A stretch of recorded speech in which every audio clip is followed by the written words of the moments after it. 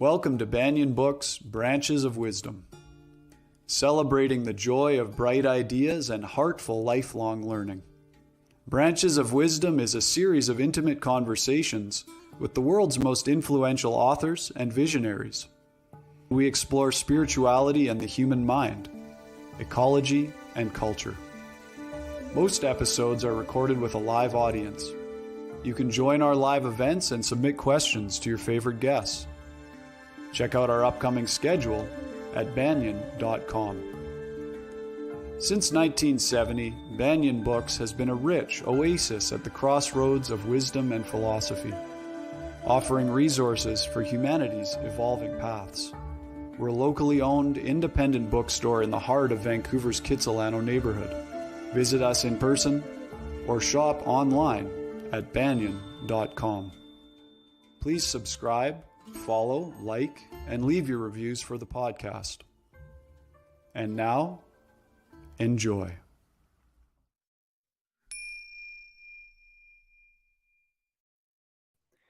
Hello and welcome. My name is Jacob Steele, the events manager for Banyan Books and Sound. And today we are delighted to be hosting Zahra Biabani on her new book, Climate Optimism, Celebrating Systemic Change Around the World. Although we have viewers and guests from around the world, our physical location of the bookstore is on the unceded territories of the Coast Salish peoples, including the territories of the Musqueam, Squamish, and Tsleil-Waututh nations. Zahra welcomes your questions. Please feel free to type questions into the chat box at any point during the event. So now for our introductions. Zahra Biabani is a Gen Z climate activist, influencer, CEO, and writer. After unexpectedly establishing a career as an online sustainability educator her junior year at Vanderbilt University, Zahra decided to dive headfirst into the waters of authorship and entrepreneurship. She's passionate about storytelling and using the written word to mobilize people into action. With over 1.5 million views on her TED Talk on the topic and over 60,000 followers watching her content each week, Zahra is a leading voice in the space. In her new book, and we can look at it here, there it is, Climate Optimism. Actually, let's keep it there. The book, Climate Optimism. Zahra presents the most promising areas of climate action, why they matter, and how you can get involved in them. She unpacks the cognitive biases that make optimism difficult to cultivate, along with the encouraging environmental trends of the last decade and examples of communities in the global south pioneering unique solutions to the climate crisis. The book is available from Banyan, and you can learn more about her work at zahrabiabani.com. So without further ado, it's a great honor. We welcome Zahra Biabani. Hello, everyone. Thank you so much for having me. I'm so honored. That was a beautiful intro and a beautiful intro video from Banyan. It sounds like y'all are doing amazing things and providing a much needed resource for humans in this world. So definitely appreciate it. Excited to delve into climate optimism, celebrating systemic change around the world. As mentioned, this book is a result of a few years of activism and the practice of cultivating a weekly newsletter, which I sent to an audience of around 60,000 people, where I shared positive climate news stories week after week. I started this in about 2020, really during the pandemic, when myself and most of us really were feeling despondent about the change that we could or couldn't make in the world, and needed a source of hope to sustain us in our activism efforts. There were a few good news sources, newspapers at that time, but there were none that really focused on climate news stories. And as someone who had been a climate activist, that was something I was really yearning for. So I started that in about March 2020, and have been doing it for 2.5, or I guess 3+ years now. And in this book, I really unpack the most promising recurrent patterns and trends I've identified through the practice of cultivating that newsletter. And I identify these as the most promising systemic solutions to this systemic crisis. And the goal with the book is to really provide an entry point for people who want to take action on the climate crisis, but don't know how to get involved with a high impact movement. I want to mobilize people past individual change of going vegan or becoming plastic free towards more systemic change, change that actually moves the needle and draws down carbon emissions, because we're at the point where that's what we really desperately need. So before I even just start the reading, would love to invite anyone who has been in the space or has been interested in the space to really uh, take this and try and understand which ways that they can get involved that resonate most with them. All of these movements that I include in this book are really impact driven, and they've experienced a lot of wins and momentum in the last few years. And to me, that is a real reason to continue that momentum, because it's picking up traction and we're able to actually make waves in areas that and sectors that are hard to abate in terms of emissions. So all that to say, everyone is welcome, and I'd love to hear in the comments in the chat what brought you here, what your tie to climate is. It's a very personal issue for many of us. So I'd love to hear that in the comments as I dig into this. I'm going to start with the chapter called My Why. A small percentage of humanity has slowly been poisoning our shared home, from the polluted groundwater below our feet to the tainted skies above our heads. For some, it's easier to give into the poison, accepting it as the new normal. For others, this poison has infiltrated deep into their countries, homes, families, and bodies.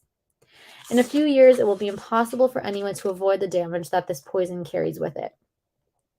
Increasingly intense natural disasters, more pandemics, hotter temperatures, and wars over depleting natural resources.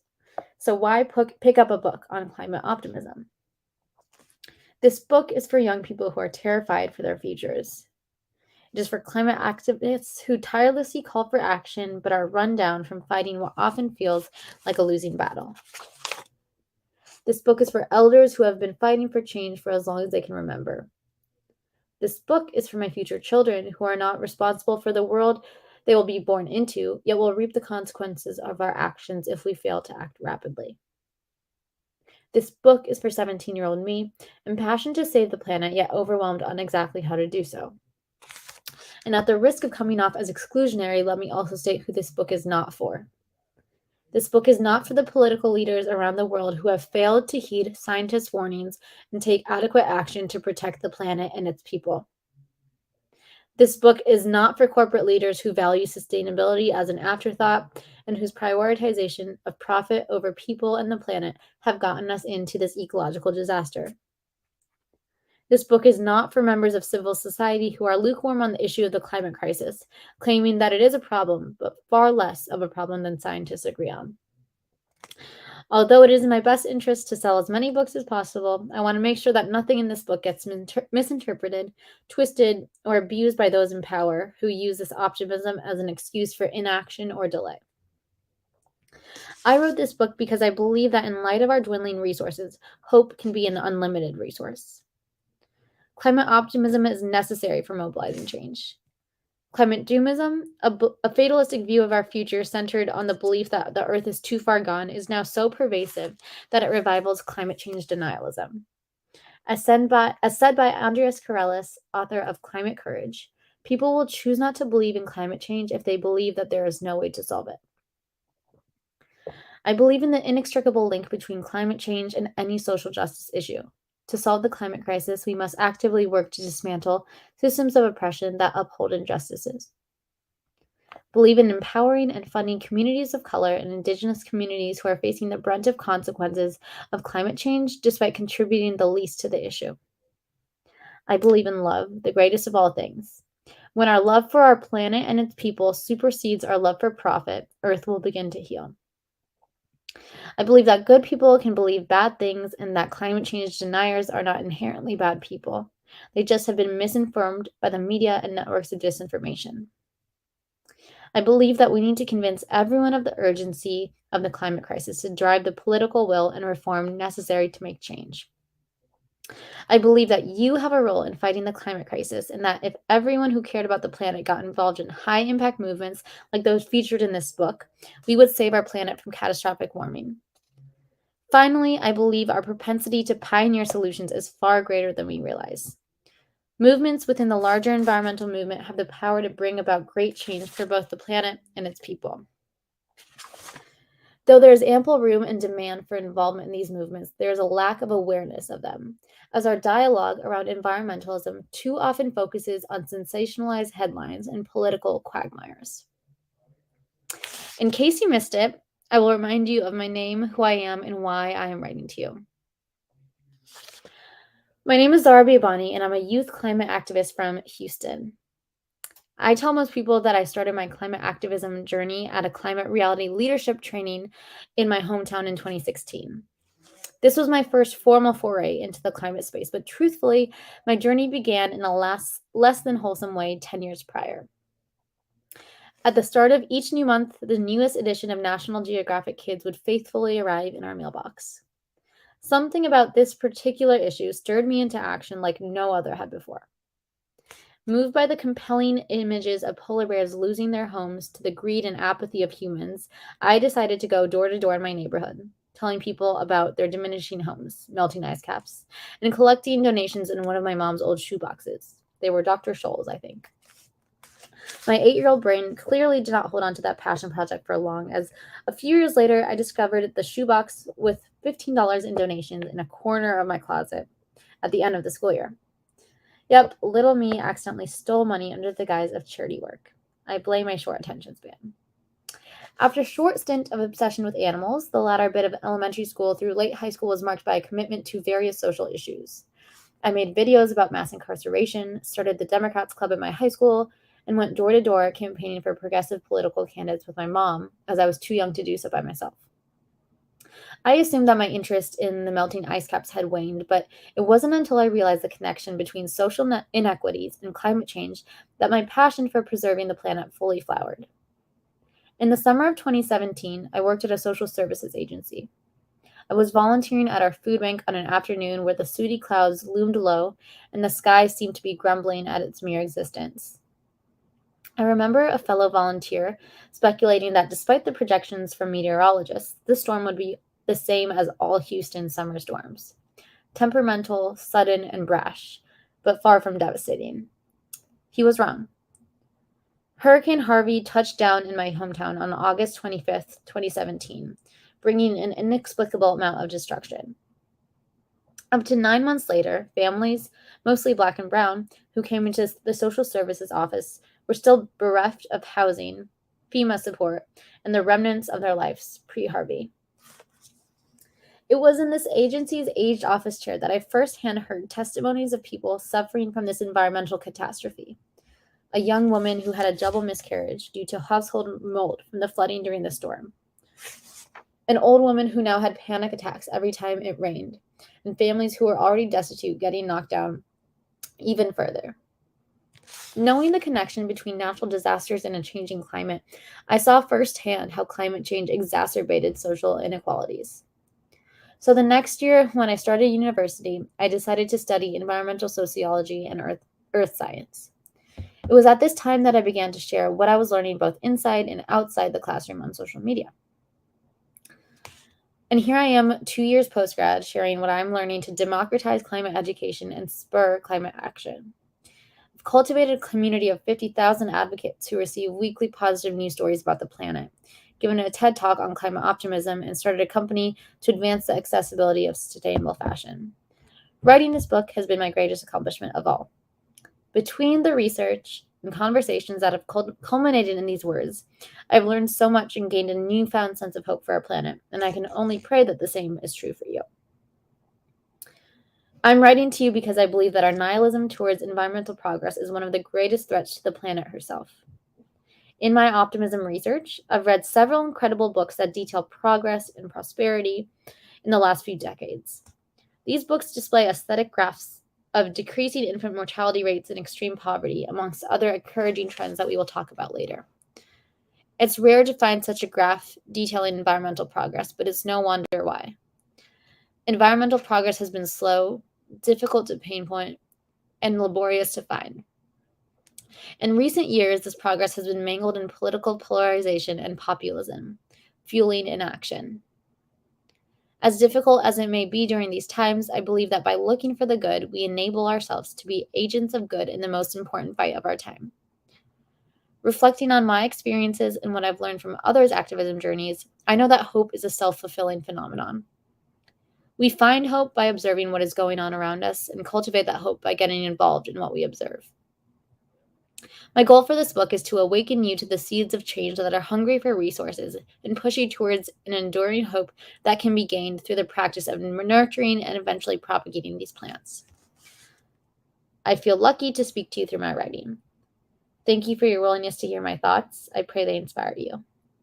May these words lift you up out of your pits of hopelessness and despair and empower you into action. May this book show you that climate solutions are being pioneered all over the world by the people who have contributed the least to the climate crisis. May these stories inspire you, leading to pursue your own climate work.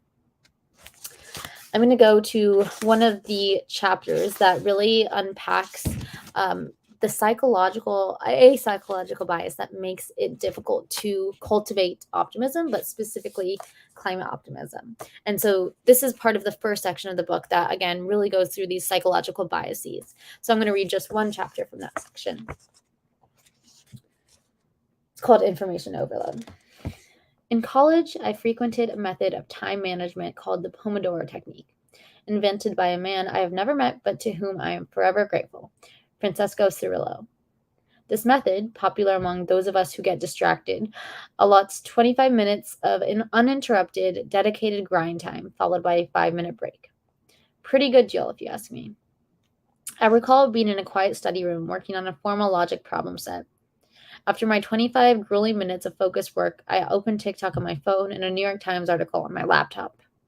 The memory stuck because my headphones were not in, and alas, the TikTok audio shocked the members of the silent library floor, who proceeded to shoot me less than friendly side eyes. Surely, I thought I could be present for both activities, despite knowing that multitasking is proven to be ineffective, especially in today's world, where information is everywhere and companies are constantly fighting for our attention in both subtle and not so subtle ways. To some extent, we are all victims of information overload, but how we wrestle with it is up to us. Widespread access to the World Wide Web has opened gates to unlimited information, a powerful tool that can both mobilize and paralyze. Information overload is something Gen Z and millennials are facing to an unprecedented degree. In 2020, internet users created an average of about 1.7 megabytes of data per second.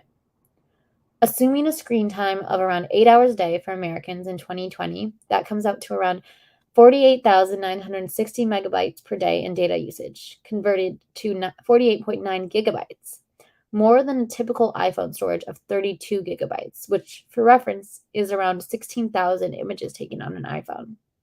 If you have not thought of yourself as a content creator before now, maybe that statistic will have you thinking differently. It is projected that by 2025, people will be generating around 463 exabytes of data per day. That equates to a lot of iPhones.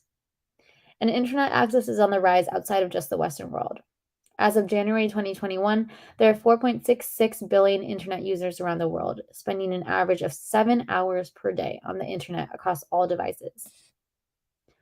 When bombarded with information, especially information that is framed negatively, it understandably becomes difficult to break free of the temptation to keep scrolling. Consequently, the anxiety evoked by this onslaught of oftentimes gut-wrenching information can trap us in action paralysis. It is easier to keep scrolling through your For You page than acting on a systemic issue that seems too large to grasp, like climate change. Information warfare, the act of using information or false information to advance some goal, is empowered by information overload.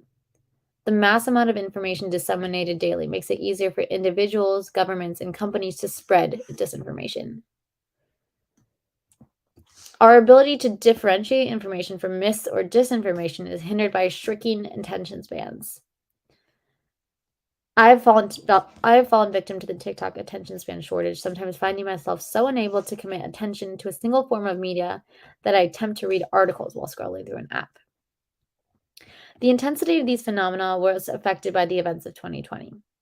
TikTok downloads skyrocketed at the outset of the COVID-19 pandemic.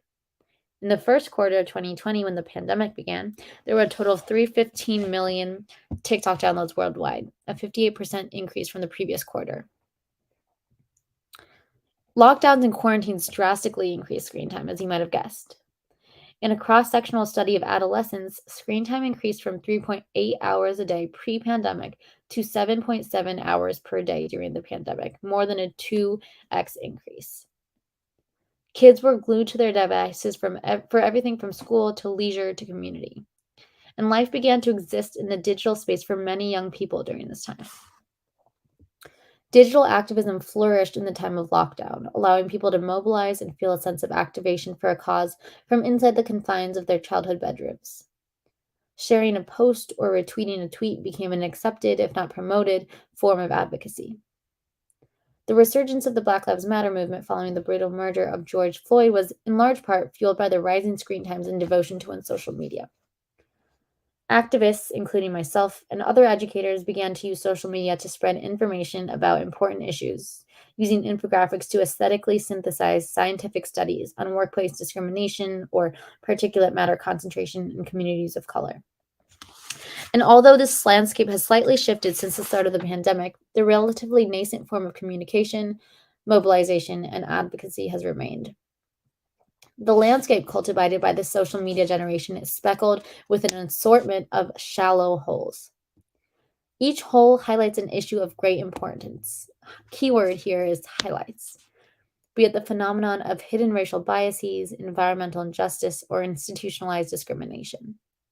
Scrollers jump from hole to hole, gathering a surface-level understanding of an issue before moving on to the next one, and from time to time, coming across a selfie of a former high school acquaintance. Consumers of this content begin to think of themselves as relatively informed on an issue or subject after watching a 30-second explanatory video. Social media platforms reward users with dopamine rushes so they stay on the app, inhibiting them from doing their research after consuming any educational content or getting off the couch to do something about an issue that they learn about. Older generations are not immune from information overload either. Facebook, a frequented site for older generations, has fallen under scrutiny for its role in spreading misinformation and disinformation. The platform's outsized role in spreading misinformation online was perhaps most evident during the 2016 US elections, when the top-performing fake election news stories on the platform generated more engagement than the top stories from major news outlets, according to an analysis. With an average of 1,500 posts eligible to show on a user's newsfeed per day, and 31% of Americans regularly getting their news from Facebook, it is no wonder that misinformation and information overload are active threats on this application. And with the click of a button or the tap of a screen, scrollers can share these shallow holes of information, whether factually correct or not, on their feeds, thereby burdening the newsfeed and making it more difficult for people to sift through accurate information. In this way, the proliferation of information has led to a paucity of attention. When so much of this information is negative, it becomes difficult for people to believe that any good is happening in the world. On its own, information overload can overwhelm, but when compounded with the negativity instinct, which we will explore next, information overload has a debilitating power to trap people in sinkholes of doomism. And so then I provide some tips on overcoming information overload, and the next chapter goes into the negativity bias. But I'm going to skip to one of the chapters that really unpacks a reason for hope, and I'm going to do the movements section.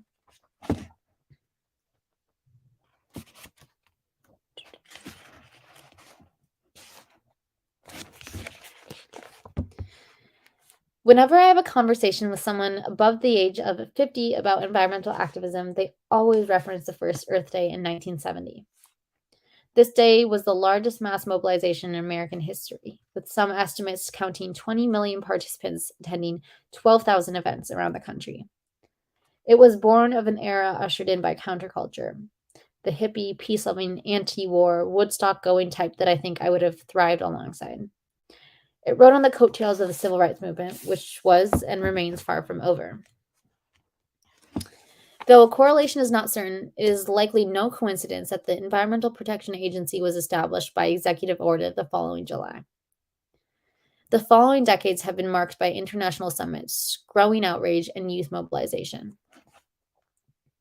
Although the first yearly United Nations Climate Change Conference was in 1995, researchers regard the 2009 UNFCCC COP15 summit in Copenhagen as a turning point for climate movement mobilization. Organizational presence was unprecedented, with 2/3 of the registrants being non-governmental organization observers. People signed up for the conference in record enrollment, and calls for climate justice were louder than they have ever been at previous summits. This conference was marked by over 100,000 protesters, a new rallying call for climate justice, and the usage of outsider tactics like protests. Lackluster action followed the conference, and a new wave of disenfranchisement ensued. Fridays for Future marked a turn in the global climate movement. First characterized by Greta Thunberg skipping school to take to the streets on, you guessed it, a Friday, the organization soon became global in scope, mobilizing a high of 7.6 million people around the world.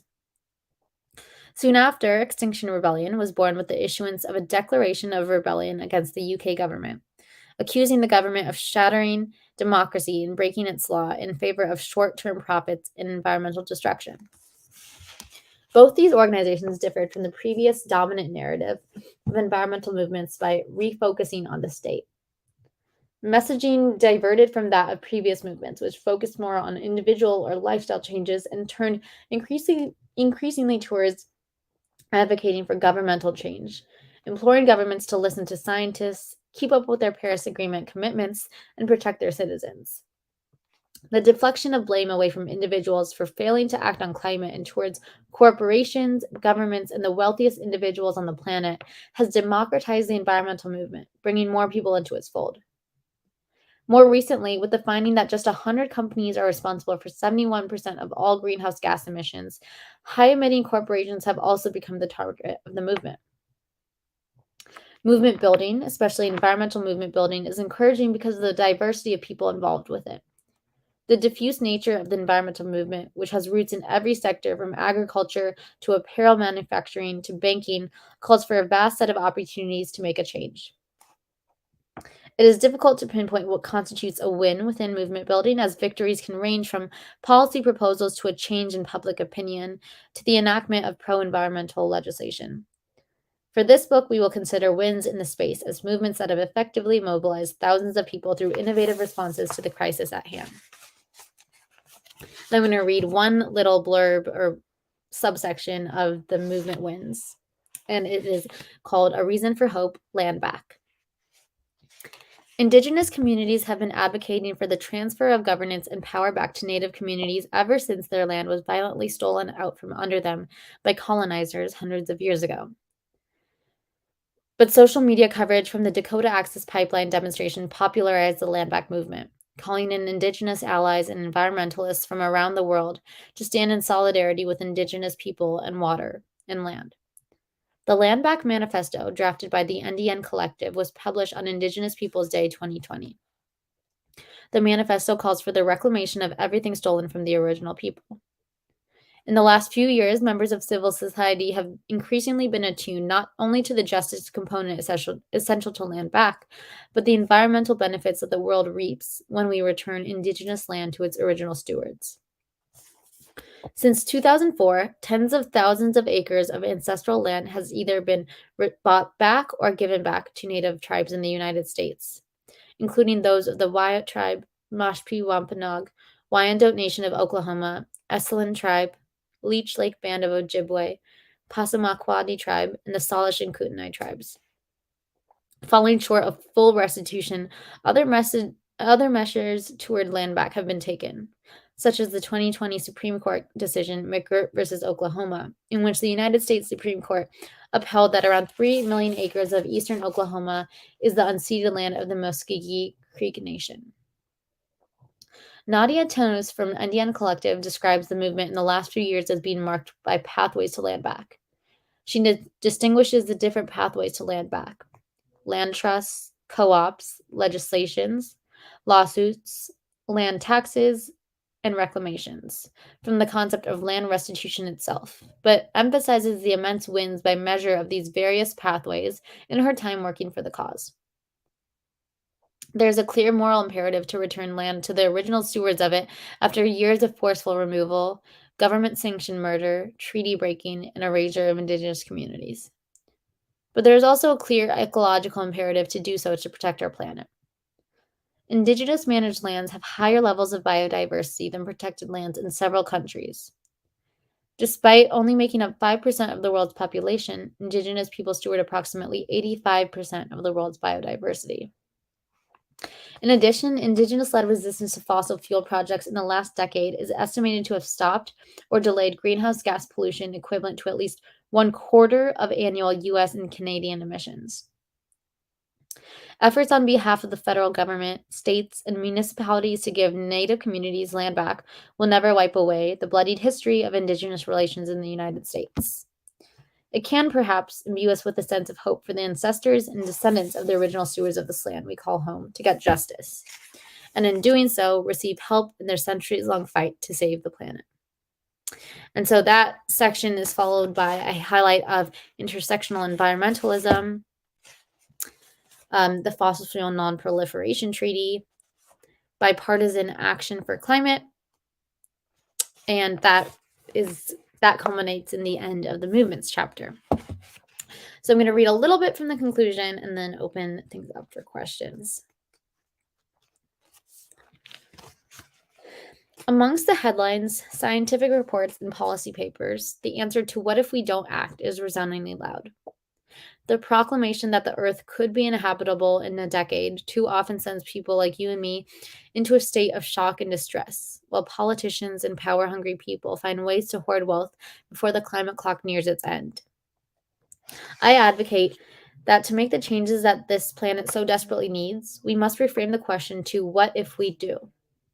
This question should be posed in every sphere of impact, to people already involved in the climate movement and those who have yet to be enticed.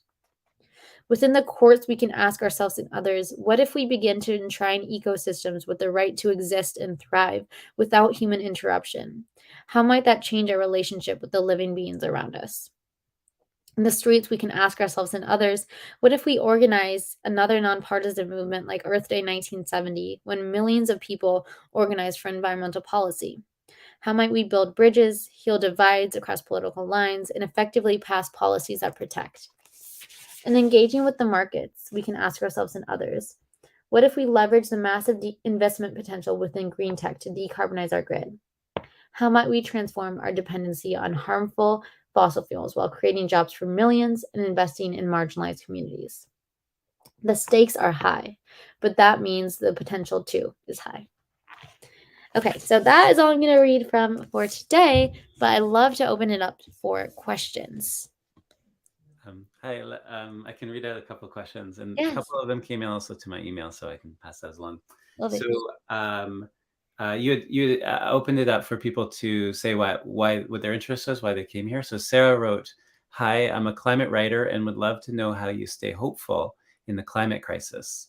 What advice do you have for someone that wants to write about climate without sounding so doom and gloom?"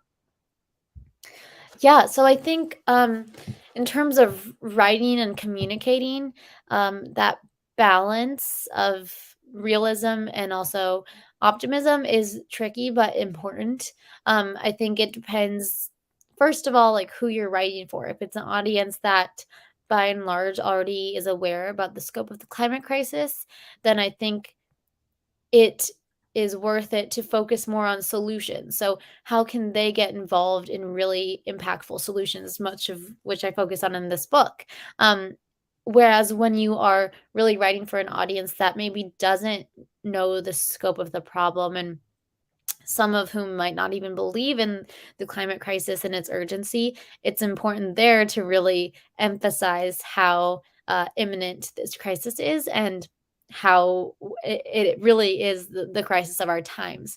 And figuring out how to communicate that to people who might not believe that is already a large task at hand. But I find that when you come from a place of trying to communicate on shared values, that is always the most impactful strategy in convincing people and mobilizing people. So, for example, if you are writing a piece for a particular audience that might care about faith or family, and might not necessarily know about the impacts of the climate crisis on those two things, starting from a place of, we all want to protect our family and our future generations, and uh, defend their right to practice their faith, but this is how the climate crisis is affecting that.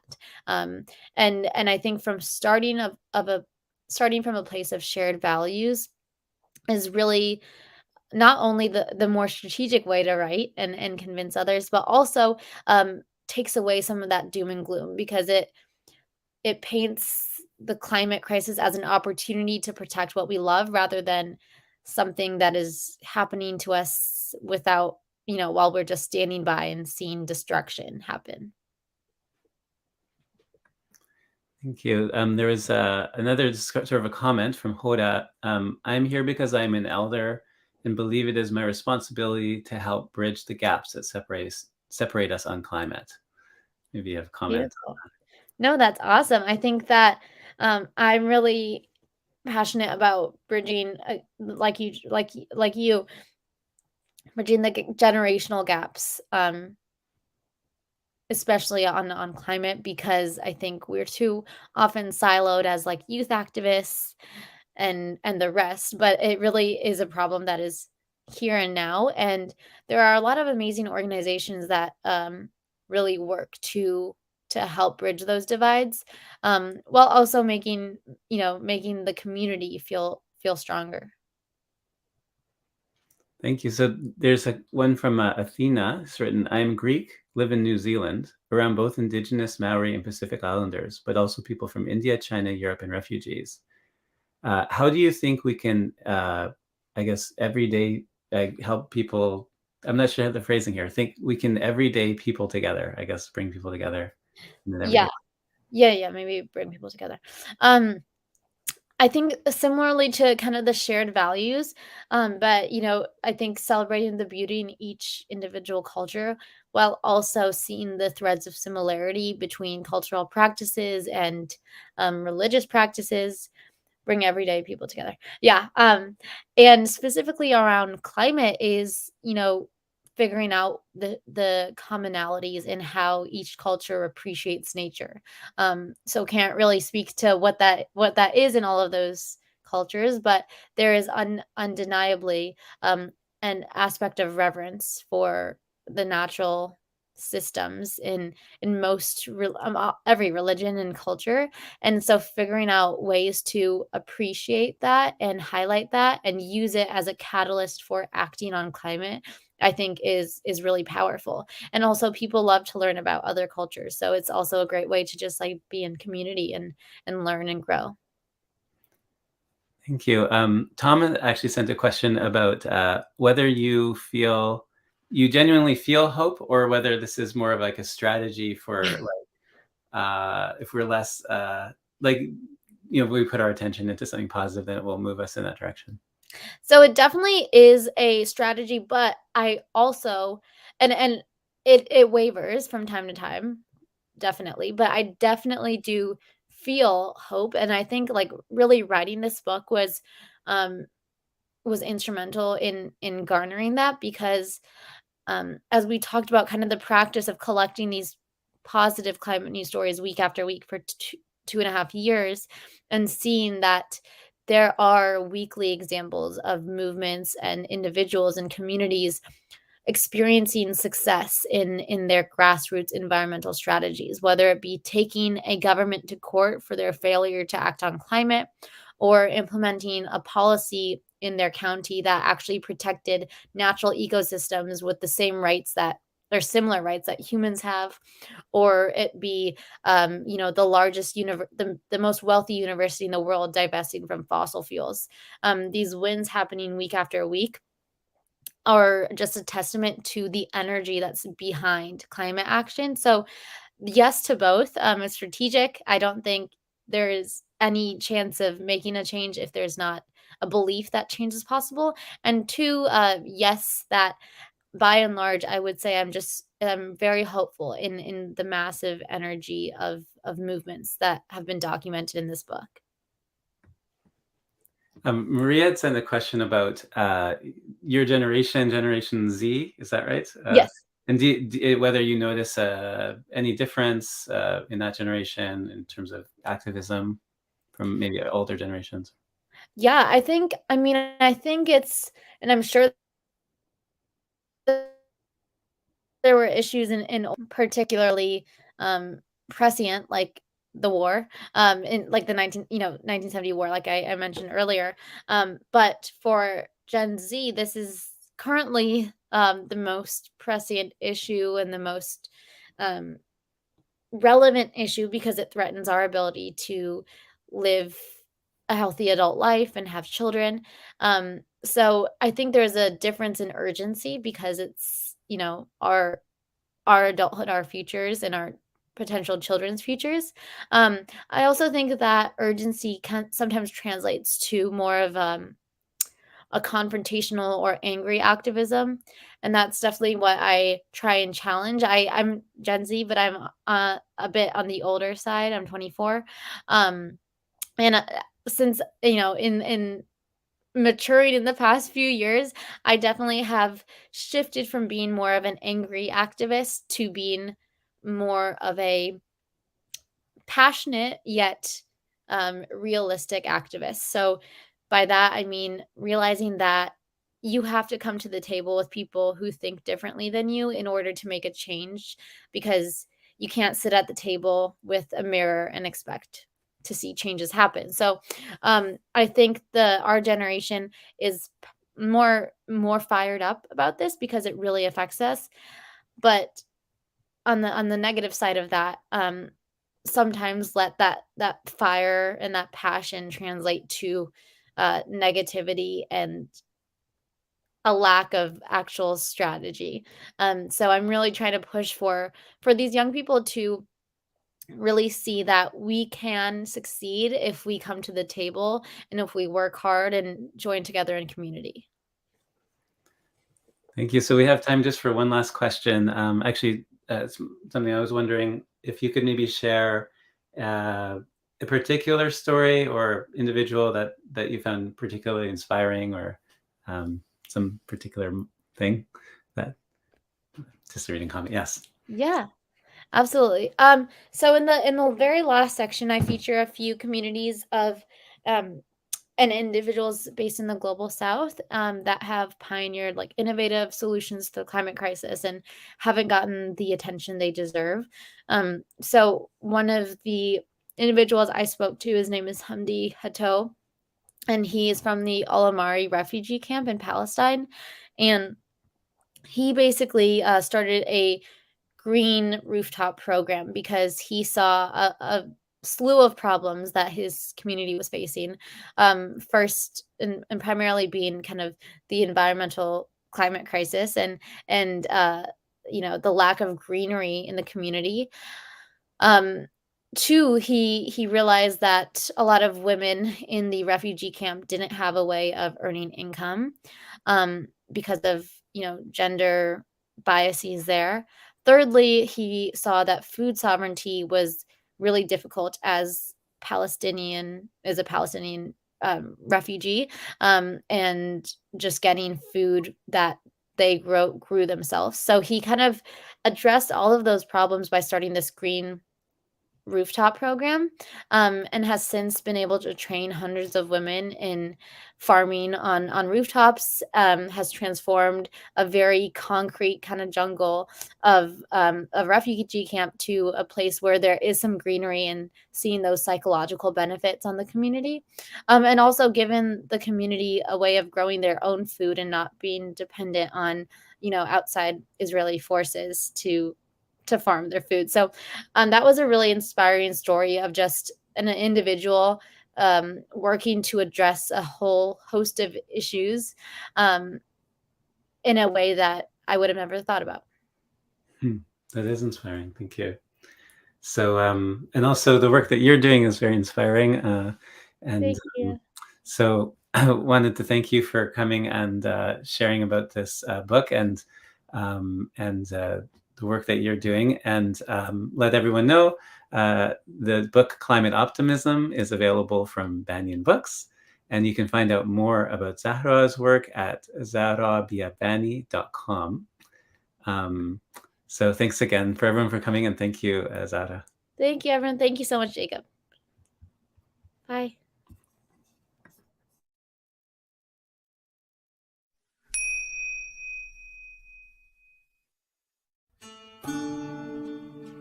Thanks for joining us for Branches of Wisdom, a podcast of Banyan Books and Sound, Canada's spiritual and healing resource since 1970.